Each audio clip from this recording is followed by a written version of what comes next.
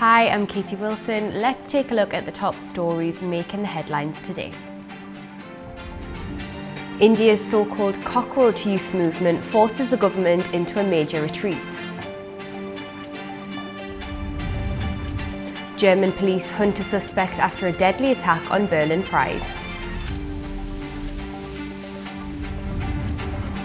Kazakhstan's president sees a conflict freeze as an opening for Russia-Ukraine peace.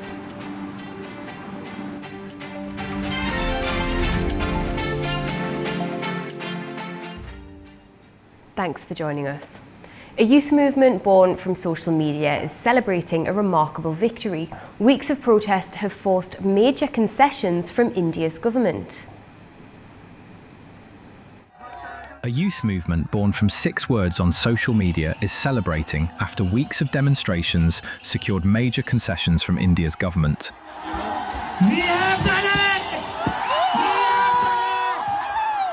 The controversy began in early May, when around 2 million students sat India's NEET medical entrance examination.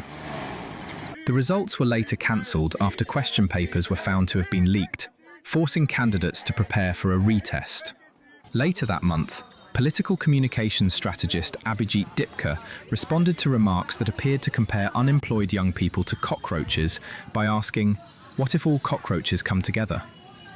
His post inspired the satirical Cockroach Janta Party, which quickly gained millions of followers and became a rallying point for wider frustration over education, unemployment, and limited opportunities. A retest was held last month as Dipka returned from the United States and the online campaign moved onto the streets. The protests intensified last week when thousands marched towards Parliament and police used batons and tear gas. Mobile internet was restricted and several metro stations were closed as tensions rose. Education Minister Dharmendra Pradhan resigned on Saturday. The government then accepted demands including compensation for affected families, the withdrawal of cases against protesters, and reforms to the examination system. But for the family of 18-year-old medical aspirant Akanksha Chaturvedi, compensation cannot undo the consequences of the scandal. Local reports said she died by suicide after saying she did not have the courage to take the examination again. The government will give us a lot of money, but what will that mean now? A person survives by seeing his kids and not money. I had one daughter and she was my only support. Campaigners say the resignation and compensation must now be followed by broader changes. We need to work on reforms. A nation isn't built by resignation alone. Education reforms should be brought in. I fully hope that the generosity with which the government has taken this step will also be reflected in reform efforts. Reforms not just in education, but in governance as well. I hope that from now on, the way the country is run will change. The country will be run with love and affection, not fear, and will be led on the path of truth, not injustice. The Cockroach Janta Party has now called off the demonstrations, but pressure remains on the government to deliver the changes agreed with protest leaders. One person has been killed and at least 16 others injured after a vehicle drove into crowds at Berlin's annual Pride celebrations. Police have identified a suspect and are continuing a citywide search. What began as a day of celebration ended in chaos on Saturday evening as a vehicle drove into crowds gathered for Berlin's Christopher Street Day. The incident happened in the Tiergarten Park area near the Brandenburg Gate, where hundreds of thousands of people had attended one of Europe's largest Pride events. One person was killed and at least 16 were injured. 8 people suffered serious injuries, including 3 who remain in a life-threatening condition. Police said the vehicle struck several people shortly after 10 p.m. local time before crashing into a tree. It was later found abandoned, and officers launched a citywide manhunt after the driver fled the scene. Authorities have identified a male suspect who remains at large. Police say he is known to them and is believed to have links to the Islamic circles in Berlin. We still have no information whatsoever regarding his specific motives, nor do we have any information regarding the exact sequence of events or his specific role in the offense. Nevertheless, a suspect has been identified, and this suspect is a member, or is believed to be a member, of the Islamist milieu in Berlin. Officers continue to appeal for witnesses and mobile phone footage to help establish exactly what happened. I can only say that Berlin, as a city of freedom and diversity, will continue to stand strong and make its position clear. We will not allow anyone to take away our way of life or the way we live together. The attack forced organisers to cancel the remainder of the celebrations. Chancellor Friedrich Merz pledged that those responsible would be brought to justice, while authorities said the investigation remains in its early stages. Russia and Ukraine are trading claims of major battlefield successes as fighting intensifies across several fronts. Both sides are also reporting fresh civilian casualties from attacks away from the front line. Moscow says its forces struck Ukrainian ports, cargo vessels and power facilities supporting military operations. Russian-appointed officials reported 14 people killed in attacks on Zaporizhia and Belgorod. Kyiv says it repelled multiple offensives and hit several Russian command posts. President Zelensky says Russia launched nearly 160 drones and 2 missiles, causing civilian casualties and renewed calls for Ukraine's allies to accelerate air defense support.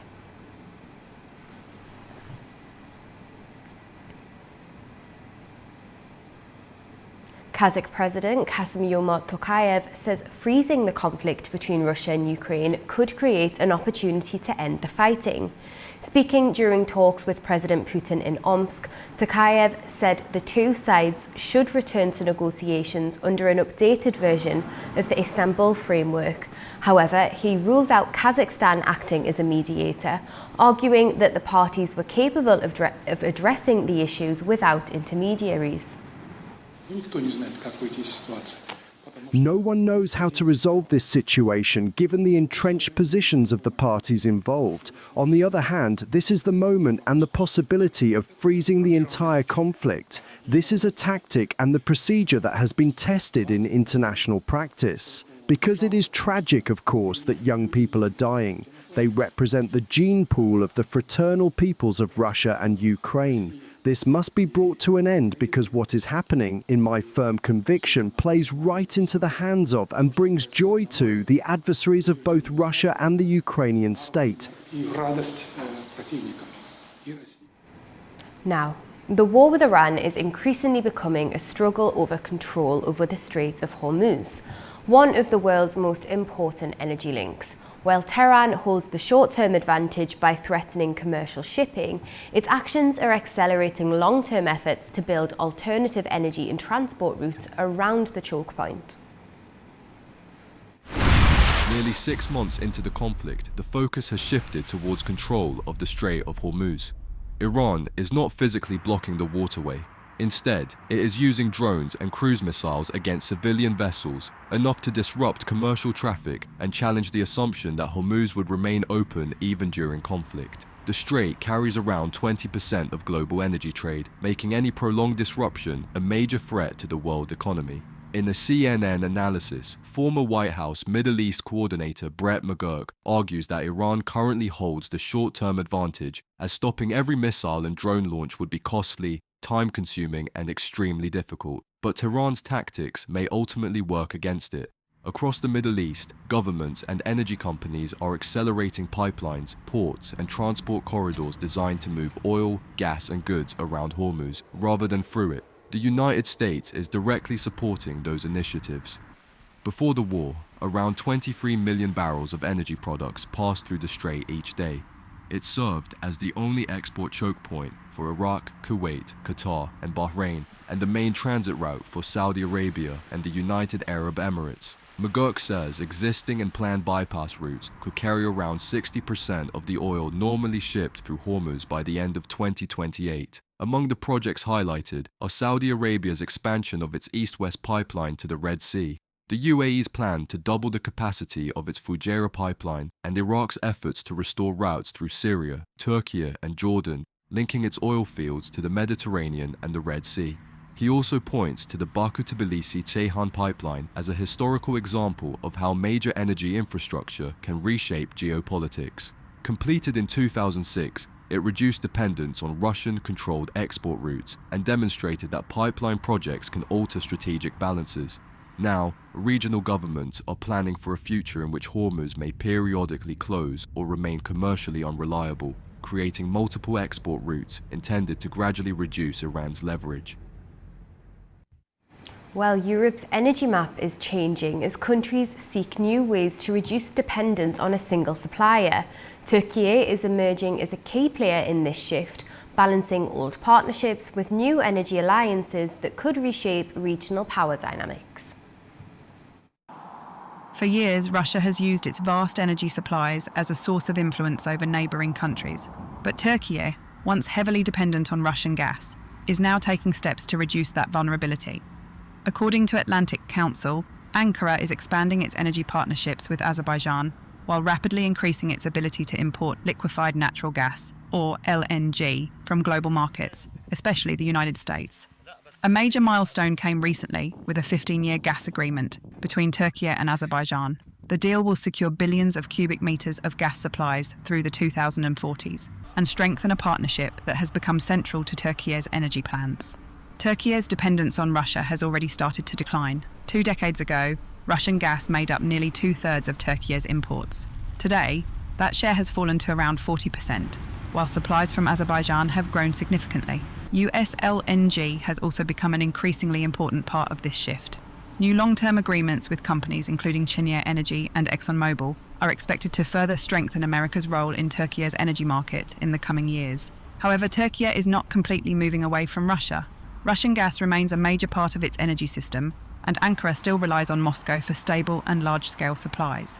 Instead, Turkey's strategy is about creating more options. By combining pipeline supplies from Azerbaijan with LNG from global markets, Ankara hopes to gain greater influence and position itself as a regional energy hub. The move could also strengthen Turkey's role between Europe's energy needs and the resource-rich countries of Eurasia. Thousands of people have been evacuated overnight as a wildfire continues to rage near the French city of Bordeaux. Nearly 300,000 people have been displaced by fires in southeast France, as well as near the Spanish capital, Madrid. William Denslow reports from an evacuation centre in Bordeaux. It was another difficult night here in the Gironde region. According to officials, a further 50,000 or so people being asked to evacuate their homes. That brings the total now closer to the 250,000 mark since the wildfire started to engulf this region here in southwest France. I'm here in a exhibition centre in Bordeaux, the largest centre of its kind for those that have been displaced because of the fire. It has the capacity to house around 10,000 people, and according to the cities of Bordeaux's mayor, around 5,000 to 6,000 people were here on Saturday. When it comes to the response, French President Emmanuel Macron says that the French people are standing shoulder to shoulder. We're seeing that not just when it comes to volunteers coming to sites like this to help people that have been forced to flee their homes, but also help for first responders, those tackling the blazes on the ground. A plane dumping a fire retardant has been deployed. That was in use on Saturday. We also know that the European Union is providing its assistance as well through helicopters, through planes capable of dropping water on the blazes as well. With difficult conditions, winds swirling, first responders say that this kind of outreach, this kind of support to assist crews on the ground is urgently needed as blazes continue to wreak havoc, both here in the region of Gironde in southwest France, but of course we're also seeing those wildfires forcing tens of thousands of people to be displaced in the region near Madrid, Spain as well. William Denslow, Frey News in Bordeaux, France. While military firefighters continued battling major wildfires across central Spain on Sunday, as 3 blazes burned through the Madrid region and the neighbouring Avila province. Around 100,000 people have either been evacuated or told to remain in their homes, while more than 45,000 hectares have been destroyed. Authorities said rising humidity overnight helped slow the fires, allowing emergency crews to strengthen containment lines. However, thermal drones still detected active hotspots.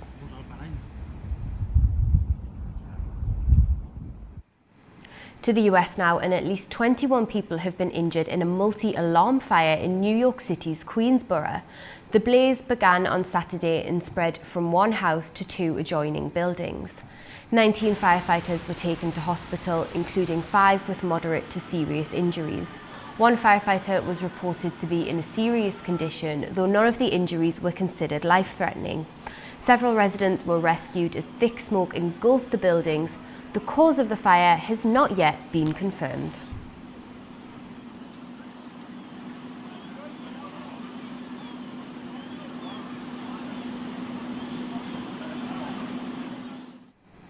To more extreme weather, and the 12th typhoon of the year has brought severe weather to southern China, leaving authorities scrambling to respond as the storm moves across the region. Here's more in this report. Typhoon Nul has battered southern China after making landfall in Guangdong province early on Sunday, unleashing destructive winds and torrential rain across Guangdong and neighboring Fujian.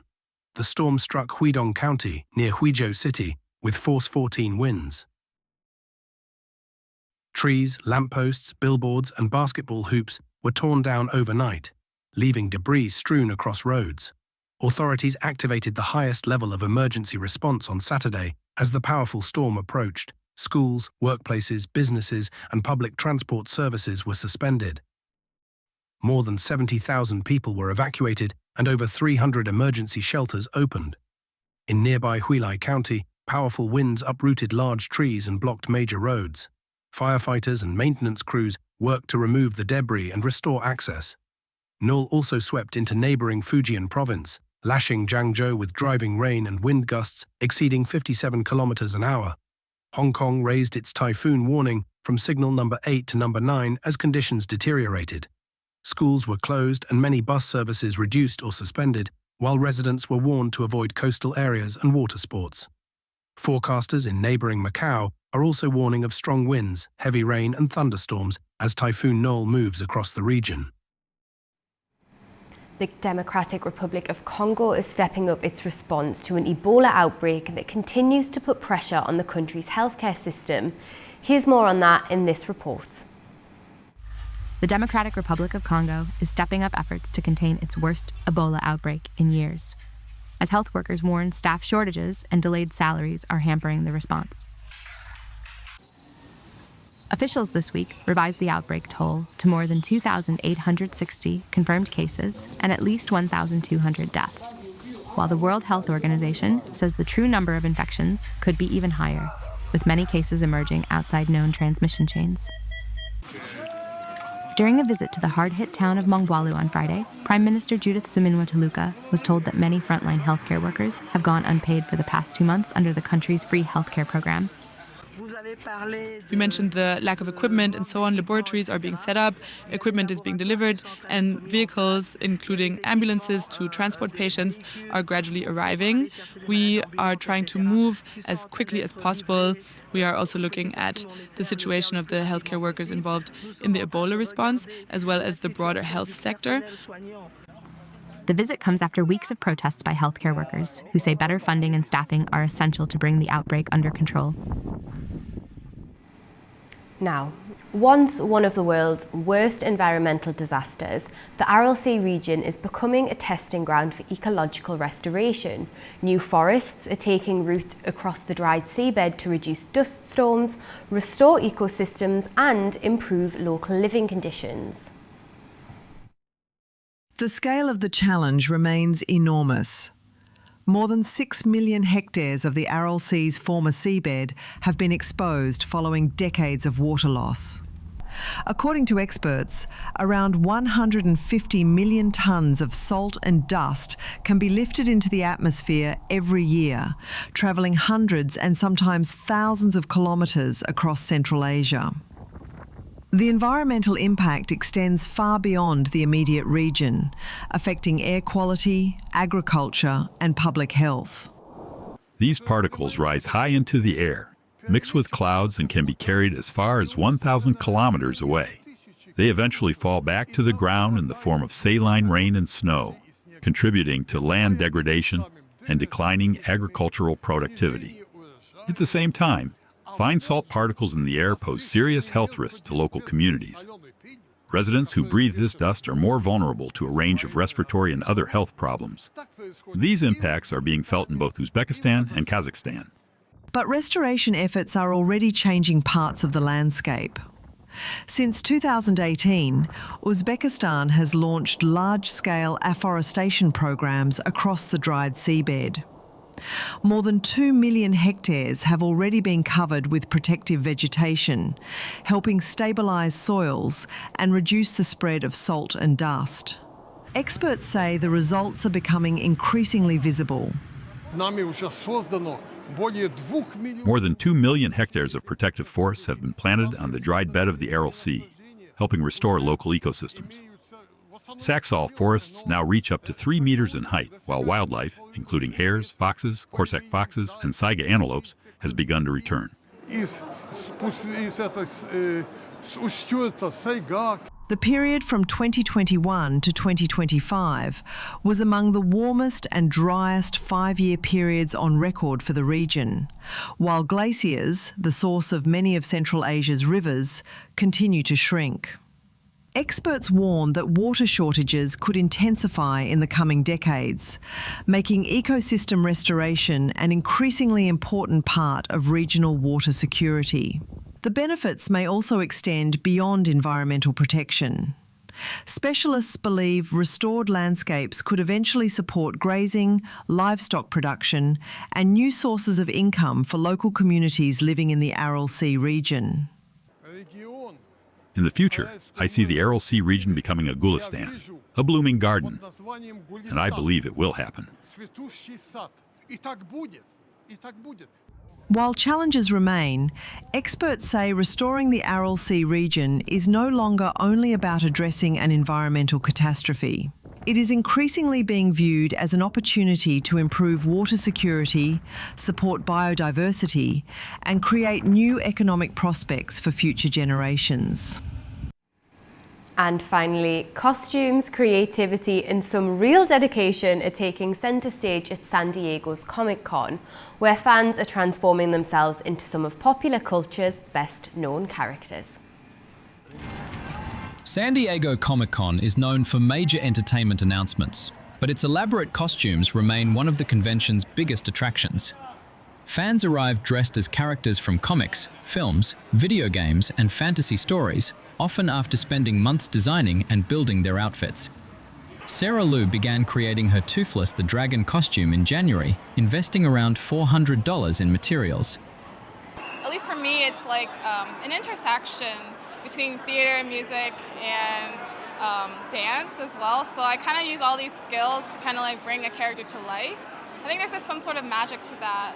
And as well as building a community, because I've gotten so many kids that come up and be like, oh my God, it's Toothless. And I'm like, I know, I love Toothless too. And that's why I'm doing him, just for the community. The summer heat adds another challenge, especially for those wearing heavy masks, armor, and layered costumes. Even carefully prepared outfits can break as glue softens, fabric tears, or accessories become damaged during the crowded event. Brian Mero patrols the convention dressed as Fix-It Felix, carrying a 15-pound backpack filled with glue, tape, safety pins, and repair tools. Hopefully I can fix what they have, and then they can enjoy the rest of their con. Because they're always on their way to a photo shoot or on their way to a panel, and they want to be photo ready and ready to go. And that's kind of what I provide, and I do it for free, only because I'm just asking people to kind of pay it forward. His free service helps cosplayers repair their creations and return to panels, photo shoots, and the convention floor. Some very impressive costumes there. That's all we've got time for this hour. Stay tuned to A News for all of the latest updates, and thank you, of course, for watching.